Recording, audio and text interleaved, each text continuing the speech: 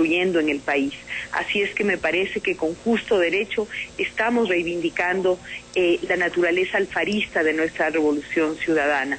Y por supuesto también haciendo un llamado a la unidad nacional y a la unidad latinoamericana, como lo hizo en su momento Eloy Alfaro Delgado.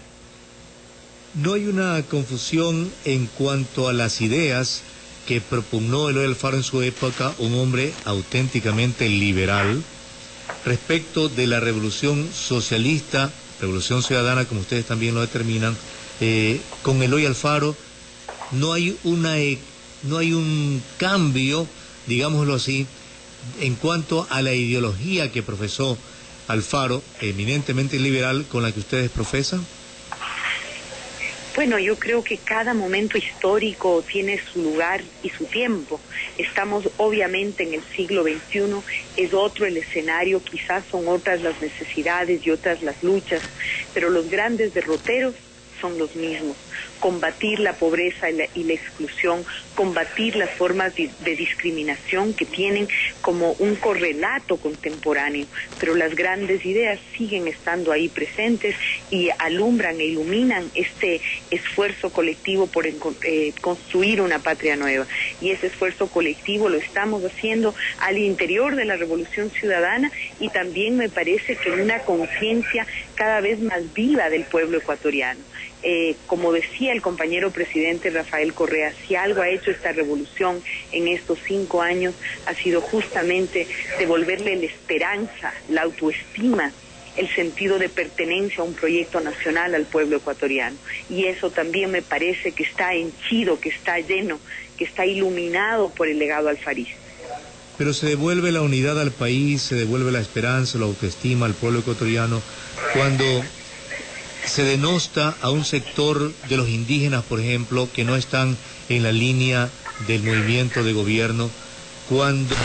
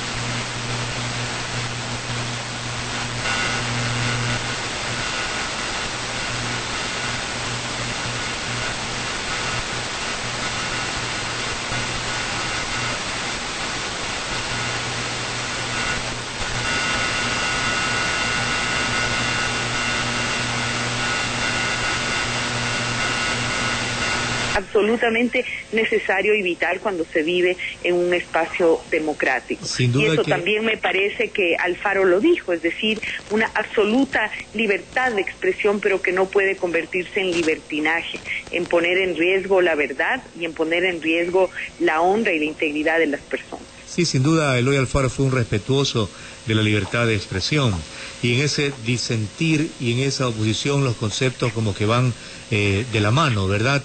Pero lamentablemente vemos y nos referimos a hechos concretos que en nuestro país aquel que disiente o aquel que se manifiesta opositor como que no le va bien, porque enseguida o un juicio le cae o alguna denostación o calificativo cada sábado le llega, señora ministra. Yo pienso que no es así, basta con leer cualquier periódico en nuestro país, escuchar la radio en la mañana, mirar la televisión en cualquier programa televisivo, pues ahí lo que se ve es una confluencia de opiniones, de criterios, también el derecho a disentir y a oponerse, y eso ocurre de manera diaria y todos los días. El Ecuador es un país intenso, donde la polarización política y la confrontación son parte a veces de nuestra cultura, pero eso no debe asustarnos.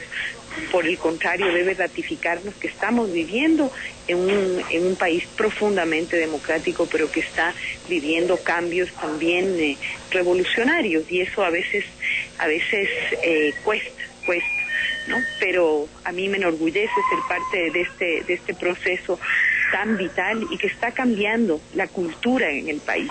No solamente son las carreteras, los hospitales y las escuelas, sino es la cultura política en el Ecuador, y que eso es lo principal. Ahora los ciudadanos demandan sus derechos, los ciudadanos participan activamente en la vida política. Si no, vengan a cualquiera de nuestros gabinetes itinerantes, participen en cualquier proceso de rendición de cuentas que hacemos los ministros, como la que yo hice ayer en el Teatro México en Chimbacalle. Hay un contacto directo con los mandantes por primera vez en la historia. Como ciudadana puedo decir que jamás en mi vida vi siquiera a un ministro circulando en la calle, peor a un presidente. El presidente se sentaba en Carondelet y de ahí las grandes reuniones de gabinete, de ahí no salían.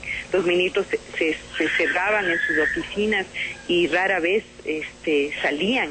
Nosotros visitamos todas las provincias del país a lo largo y ancho, escuchando la opinión popular, las demandas populares, y lo hacemos los ministros y lo hace el presidente. Sí, vivimos otro momento histórico y creo que ni siquiera ahí la oposición lo puede negar. Y trabajamos de sol a sol, día y noche por el Ecuador y por construir esta patria nueva con la que estamos comprometidos. Cuando revisamos la historia y particularmente el pasaje donde por 17 años influyó muy decididamente Eloy Alfaro en la historia republicana y no republicana, es decir, cuando no terminó sus periodos, advertimos que Eloy Alfaro fue un respetuoso de las ideas contrarias y al menos no trató de imponer solo su idea, solo su pensamiento ideológico, su pensamiento liberal. Permitió que fluyan las ideas conservadoras, las otras ideas que en su momento también y en su época surgieron en nuestro país, y las personas podían participar. Hoy los ecuatorianos a lo mejor no van a querer participar con un código de la democracia que va a impedir que los medios de comunicación le hagan reportajes, por ejemplo, a Juan Piguave, por poner un nombre, que sea candidato, porque se lo puede tomar a mal como una promoción a favor de Juan Piguave y pueda tener ese medio alguna connotación en términos legales, señora ministra. En absoluto, como han dicho los periodistas serios, aquí de lo que se trata simplemente es que los medios de comunicación no se conviertan en actores políticos, sino que se conviertan en lo que son, espacios de producción de la verdad y espacios de generación de opinión. Pero obviamente aquí de lo que se trata es que no sean parte de la campaña política y no sean deliberantes en la política, no para uno u otro candidato, y eso creo que más bien garantiza imparcialidad y garantizan que sea la ciudadanía la que tome libremente las decisiones que tiene que tomar.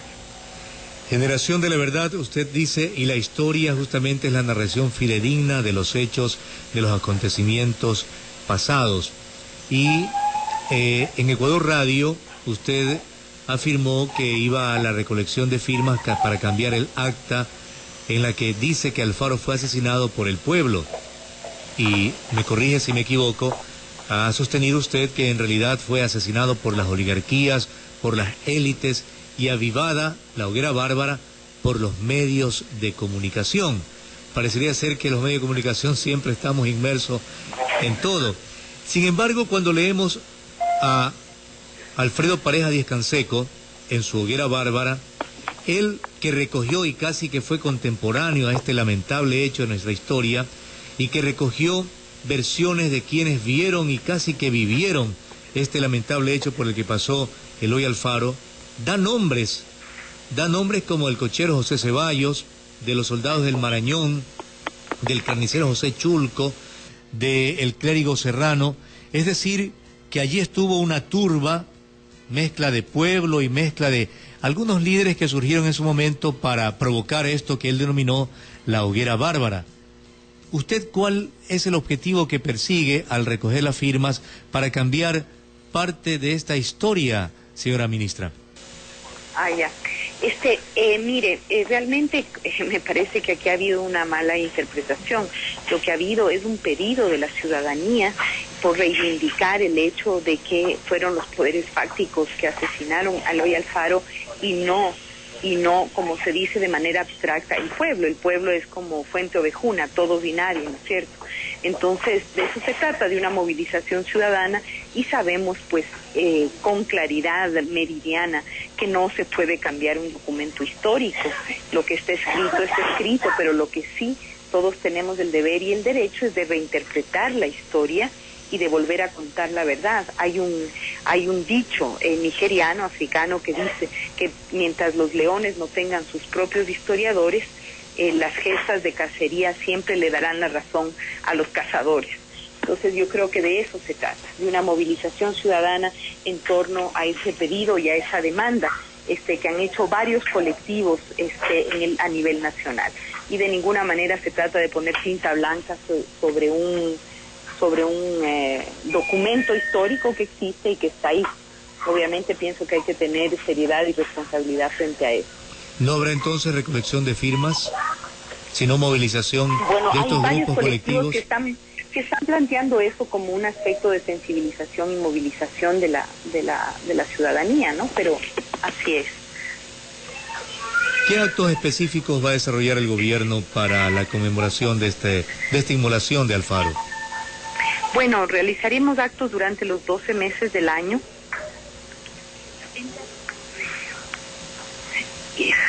Los que se iniciarán en Montecristi, me decía.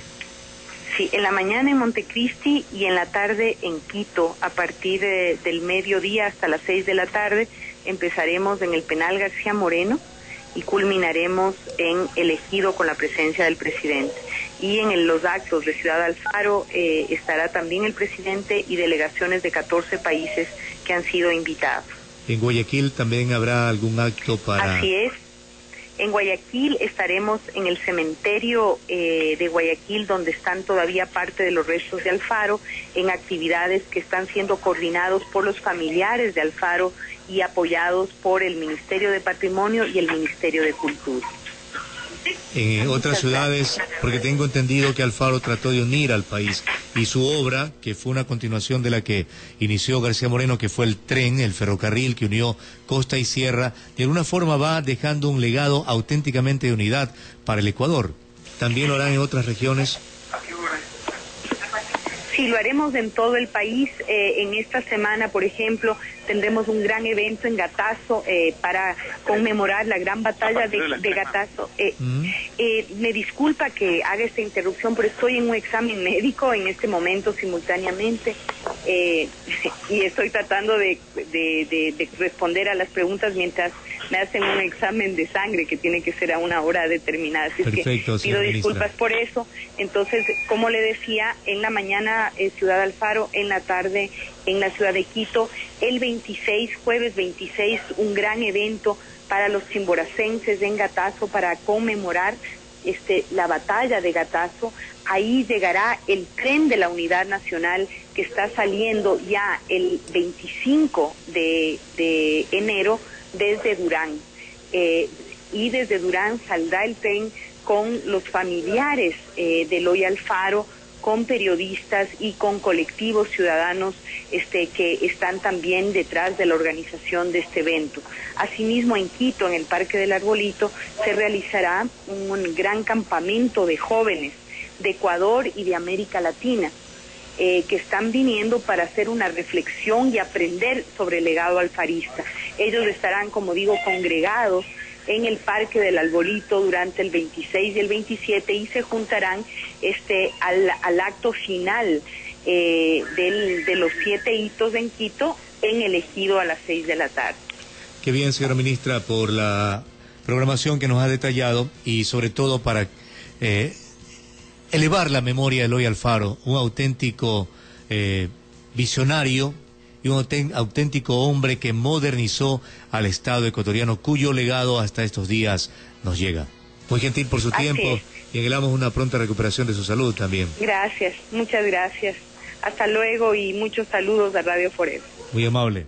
8 de la mañana con 24 minutos conversamos con la ministra coordinadora del Patrimonio del Ecuador, María Fernanda Espinosa, respecto de lo que el gobierno nacional va a realizar durante este mes y durante los próximos 12 meses en homenaje a la memoria de Eloy Alfaro, cuya inmolación recordaremos este 28 de enero del presente año, hecho ocurrido hace 100 años en la ciudad capital. Como queda dicho, no habrá recolección de firmas, sino que habrá movilización de colectivos ciudadanos que están solicitando reivindicar el nombre de Eloy Alfaro y de acusar o de señalar que son los poderes fácticos lo que mataron a Alfaro y no el pueblo quiteño. También la ciudad de Quil, reiterar que además el municipio de Quil con el Museo Municipal Orlando y amigos de Radio Forever realizará conferencias donde estará el economista Guillermo Arosemena en el tema de los empresarios. Estará también Carlos Calderón Chico, también el escritor, hablando del tema de la hoguera bárbara y también la otra versión, porque aquí se manejan diferentes interpretaciones y eso es lo importante de esta entrevista con la ministra de Patrimonio. Entiendo que el arquitecto Melvin Hoyos, también del Museo Municipal, va a estar presente en esta disertación. Sí. Lo importante es que este tipo de actividades culturales con enfoques históricos lleguen y sobre todo a la niñez y a la juventud de la patria para que conozca la verdad de los hechos históricos, porque justamente la historia no es más que la narración fidedigna de los principales acontecimientos del pasado, y eso es lo que tenemos que ir rescatando. Vamos a la pausa, 8 de la mañana con 26 minutos.